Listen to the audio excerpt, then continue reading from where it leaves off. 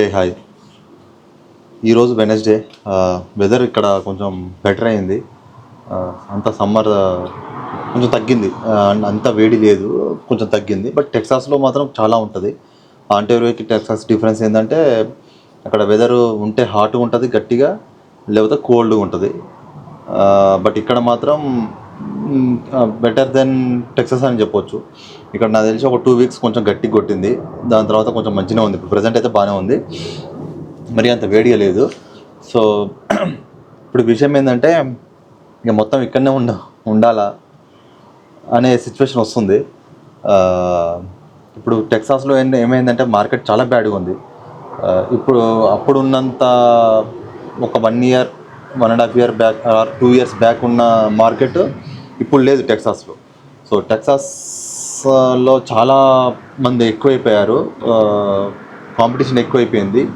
Market తక్కువ ఉంది, positions తక్కువ ఉన్నాయి, బట్ కాంపిటీషన్ ఎక్కువైపోయింది. ఎందుకంటే ప్రీవియస్ 2 ఇయర్స్ చూస్తే మీరు చాలామంది మూవ్ అయిపోయారు టెక్సాస్కి. చాలామంది హౌసెస్ కూడా కొనుక్కున్నారు. చాలా స్ట్రగుల్ అవుతున్నారు ఇప్పుడు ఆ హౌసెస్ కొన్న వాళ్ళు కూడా. ఎందుకంటే జాబ్స్ లేవు. జాబ్స్ మళ్ళీ రావాలంటే ఇప్పుడు ఇంతకుముందు అంటే రిమోట్ ఇచ్చారు కాబట్టి అందరికీ అక్కడికి వెళ్ళేసి కొనేసుకున్నారు. బట్ ఇప్పుడు ఏంటంటే మళ్ళీ ఆలోచిస్తున్నారు. ఇప్పుడు వేరే స్టేట్స్ ఎక్కడ వచ్చినా వెళ్ళిపోదామా, ఇక్కడనే ఉందామా, లేకపోతే ఎలా ఉంటుంది అనేది ఆలోచిస్తున్నారు. బట్ మన సిచ్యువేషన్కి వచ్చేసరికి మనము ఇక్కడ ఉండాలా, బంద్ చేసుకొని వెళ్ళిపోవడం బెటరా, ఈ జాబ్ అనేది బంద్ చేసుకొని ఇక్కడ క్లోజ్ చేసి వెళ్ళిపోవడం బెటరా, లేకపోతే మన యాక్చువల్గా ఇప్పుడు దగ్గరికి వస్తుంది మాది 1 ఇయర్ అని చెప్పారు ఇక్కడ జాబు. బట్ ఇప్పుడు డిసెంబర్లో మళ్ళీ ఉంటుందా పోతుందా అనేది కూడా తెలియదు. వాళ్ళు ఇంకా కన్ఫర్మ్ చేయలేదు మనకు. ఇంకో 3 మంత్స్ ఉన్నట్టుంది. ఈ 3 మంత్స్లో వాళ్ళు కన్ఫర్మ్ చేస్తారు ఉంటుందా పోతుందా అనేది కూడా. అది కూడా పోయింది అనుకోండి, ఇప్పుడు ఆ జాబ్ ఆ ఆపర్చునిటీ కూడా ఇప్పుడు వాడు తీసేసాడు అనుకోండి, మళ్ళీ ఎత్తుక్కోవాల్సి వస్తుంది. మార్కెట్ ఏమో సరిగా లేదు. అక్కడ వస్తుందని కూడా చెప్పలేము టెక్సాస్లో కూడా. మళ్ళీ ఇప్పుడు ఏ స్టేట్కి వెళ్ళాల్సి వస్తుందో కూడా తెలియదు. ఆపర్చునిటీ ఎక్కడ వస్తుందో తెలియదు. మళ్ళీ ట్రై చేసినా కానీ టెక్సాస్లో వస్తే బెటరు. రిమోట్ కానీ లేకపోతే టెక్సాస్లో ఆన్సైట్ ఏదైనా ఆపర్చునిటీ ఏదైనా వచ్చినా ఓకే బెటరు. ఆఫీస్కి వెళ్ళే వర్క్ ఫ్రమ్ హోమ్ కాకుండా ఆఫీస్కి వెళ్ళడానికి ఒక ఆపర్చునిటీ వచ్చినా ఓకే. బట్ అది ఆన్సైట్ ఆపర్చునిటీ. బట్ చూడాలి, ట్రై చేస్తుంది. జాబ్ వస్తే బెటర్ టెక్సాస్లో. రాకపోతే మళ్ళీ ప్రీవియస్గా స్ట్రగుల్ అవ్వాల్సి వస్తుంది 1 శాలరీ తోటి. బట్ ఇక్కడ నుంచి వెళ్ళిపోవాలంటే కూడా కొంచెం అదే ఆలోచిస్తున్నాము. మళ్ళీ ఇప్పుడు ఈ లగేజ్ అంతా పట్టుకొని వెళ్ళిపోవాల్సి వస్తుంది. వెళ్ళిపోయినా కానీ వాళ్ళు తీసేసినా సరే, లేకపోతే మనం వెళ్ళిపోయినా సరే, అంటే వాళ్ళు తీసేసినంత వరకు మనం ఉంటాము, 3 మంత్స్ ఉంటాము. ఇంకా డిసెంబర్లో తెలిసిపోతుంది. వెళ్ళిపోవాల్సి వస్తే మాత్రం లగేజ్ అంతా పట్టుకొని మళ్ళీ మార్కెటింగ్ చేసుకుంటా మూవ్ అయిపోవాలి. అక్కడ చూడాలి ఎలా ఉంటుంది ఏందనేది. మళ్ళీ అక్కడ సెట్ అవ్వాలి. మన హౌస్ ఉంది అక్కడ ప్రజెంట్ అయితే. ఇప్పుడు అక్కడ ఈఎంఐ, ఇక్కడ రెంట్ కడుతున్నాము. 1 శాలరీ వెళ్ళిపోతుంది దానికే. ఇప్పుడు అక్కడికి వెళ్ళిపోతే మళ్ళీ 1 శాలరీ తోటి ఓకే, బట్ ఏమంటారు, మంత్లీ ఎక్స్పెన్సెస్ అంతా సపోర్ట్ చేయదు. మా తీర్థం కూడా స్కూల్ పంపాలని చూస్తున్నాము. టైం వచ్చింది కదా, తనకు కూడా 4+ వచ్చేస్తుంది. తనను కూడా అట్లీస్ట్ మాంటెసరీ కన్నా పంపించాల్సి వస్తుంది. అదే చూస్తున్నాము, ఆలోచిస్తున్నాము. బట్ సిచ్యువేషన్ చాలా బ్యాడ్గా ఉంది. తిన్నావా యాపిల్? సరే. మరి టీ బంద్ చేసినావా? చెప్పులు వేసుకో, దుమ్మంటుంది మొత్తం. అదే తీర్థం కూడా స్కూల్ పంపించాల్సి వస్తుంది. ఇక్కడేమో స్కూల్ ఎక్స్పెన్సివ్ ఉంది చాలా. 3 hours per day, 3 days అని మాట్లాడేసి వచ్చాము ఒకటి. ఇక్కడ 3 days 3 hours per day, and food వాళ్ళే పెడతారు, అండ్ పిక్ అండ్ డ్రాప్ వాళ్ళదే. సో వాళ్ళు 1200 అడిగారు 1 మంత్కి 1200 అడిగారు. సో ఇక్కడ వేయాలంటే వచ్చిన డబుల్, మాకు వచ్చే 2 శాలరీస్ తోటి కూడా వేయాలంటే కూడా ఇక్కడ ఈఎంఐ, అక్కడ ఈఎంఐ, ఇక్కడ రెంట్కే ఒక శాలరీ వెళ్ళిపోతుంది. ఇప్పుడు మిగతావి అమౌంట్ తోటి మళ్ళీ మేము ఇక్కడ సర్వే అవుతూ మళ్ళీ ఇండియాలో ఈఎంఐలు ఉన్నాయి. మళ్ళీ తీర్థకి అమౌంట్, మా అక్కడ ఆ హౌస్ ఎక్స్పెన్సెస్ యూటిలిటీస్, ఇక్కడ యూటిలిటీస్ కొంచెం ప్రాబ్లమేటిక్గానే ఉంది ఆలోచిస్తే.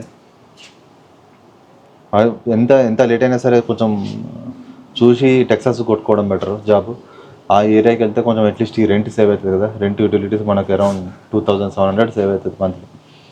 ఆ 2700 హాఫ్ సాలరీ సేవ్ అవుతుంది. అట్లీస్ట్ 2700 3000 సేవ్ అయిపోతాయి. సో అది ఆలోచిస్తున్నాము. ఫస్ట్ థింగ్ నేను ఆలోచించేది 4 years వస్తాయి మా తీదాకా, అక్టోబర్ వస్తాయి. తనని స్కూల్కి పంపాలి. ఇంకా ఇంట్లో ఉంచుకుంటే తనేమి నేర్చుకోదు, తెలుసుకోదు కూడా ఈ విషయాలు ఏందనేది. పిల్లలతో కూడా ఆడుకోవాలి. సో అది అంతా కొంచెం చూడాలి. ఫస్ట్ థింగ్ తీసుకెళ్ళడానికి మొత్తం ఓవరాల్ ఫ్యామిలీని టెక్సాస్ తీసుకెళ్ళడానికి ట్రై చేయాలి. తనకి ఎలాగైనా ఒక జాబ్ ఆపర్చునిటీ వచ్చేలా చూడాలి. అది ప్రజెంట్ సిచ్యువేషన్ ఇది కరెంట్. డిసెంబర్ వరకు వెయిట్ చేద్దాం. డిసెంబర్లో చూద్దాం ఎలా ఉంటుందో సిచ్యువేషన్. డిసెంబర్ తర్వాత వెళ్ళిపోవాలా ఉండాలా డిసైడ్ చేద్దాం. బట్ ఇక్కడ మన లీజ్ కూడా మనం మంత్ టు మంత్ తీసుకున్నాము. ఫస్ట్ 6 months తీసుకున్నాము, దాని తర్వాత మంత్ టు మంత్ తీసుకున్నాము. మంత్ టు మంత్ అనేసరికి మనకు ఎక్స్ట్రా $150 ఎక్స్ట్రా అవుతుంది, అయినా పే చేస్తున్నాము. అయితే ఇప్పుడు మేము మనది ఇప్పుడు ఈ లీజ్ ఎప్పటి వరకు ఉందంటే అక్టోబర్ 1st వరకే ఉంది. సో వాళ్ళకి ఇప్పుడు చెప్పాలి, మళ్ళీ ఈ 1st చెప్పాలి మనం ఇంకో 1 month ఎక్స్టెండ్ చేయాలా లేదా అనేది. అది కూడా చెప్పాల్సి వస్తుంది. బట్ వాళ్ళ కంపెనీ ఏదన్నా డిసైడ్ చేస్తే, అంటే ఉంచుతున్నామా తీసేస్తున్నామా అనేది ఈ మంత్లో చెప్పేస్తే అట్లీస్ట్ డిసెంబర్ వరకన్నా వాళ్ళతో కన్ఫర్మ్ చేసుకోవచ్చు లీజింగ్ వాళ్ళతోటి. లేదంటే ఇక మంత్ టు మంత్ ఎక్స్చేంజ్ చేసుకుంటూ పోవాలి. ఒక మంత్ ఎక్స్ట్రా కట్టాల్సి వస్తుంది మనం ఇక్కడ ఉన్నా లేకపోయినా ఇక. ఎందుకంటే మనం ముందే చెప్పేస్తాం కదా ఇంకో మంత్కి ఎక్స్ట్రా. సో సడన్గా తీసేసినా కానీ ఒక మంత్ ఎక్స్ట్రా కట్టాల్సి వస్తుంది. అది సిచ్యువేషన్ అలా ఉంది ప్రజెంట్. బట్ కొంచెం కేర్ఫుల్గా ఉండండి. ఇక్కడ కొంచెం హౌసెస్ మాత్రం ఎక్కడ ఇన్వెస్ట్ చేయకుండా కొంచెం కేర్ఫుల్గా ఉండండి. సిచ్యువేషన్ బ్యాడ్గా ఉంది, ఫినాన్షియల్ సిచ్యువేషన్ అందరిది. అండ్ ఉన్న జాబ్ కాపాడుకోండి. Save current job.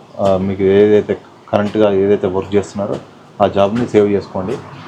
అండ్ అది కొంచెం ఎందుకంటే చాలా స్ట్రిక్ట్గా ఉంది. ఇంకో 2 years ట్రంప్ ఇలాగే ఉంటారు.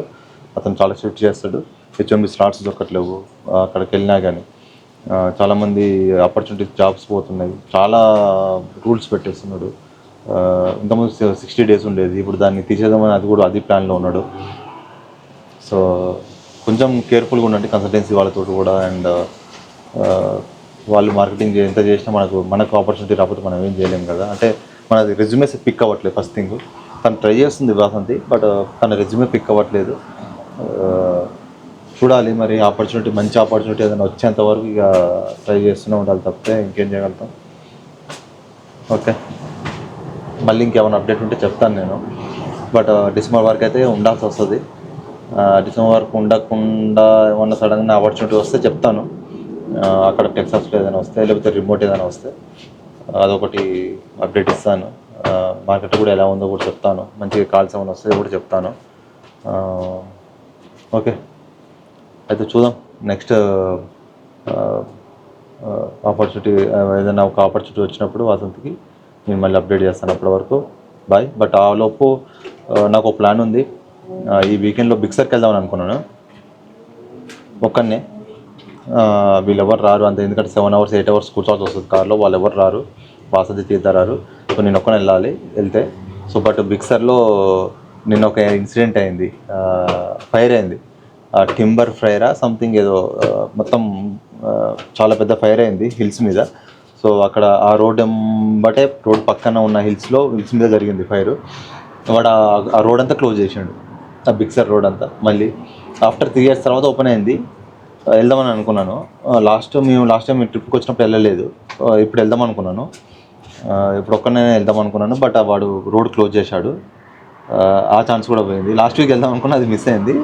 అప్పుడు ఓపెన్ ఉండే, బట్ మిస్ అయింది. ఈ వీక్ వెళ్దాం అనుకున్నా, 100% ఈ వీక్ వెళ్దాం అనుకున్నా. బట్ వాడు రోడ్ క్లోజ్ చేసిండు. మళ్ళీ ఆ రోడ్ ఎప్పుడు క్లోజ్ చేస్తాడో చూసి ఈ 3 డేస్లో ఓపెన్ చేస్తే 100% నేను వెళ్తాను.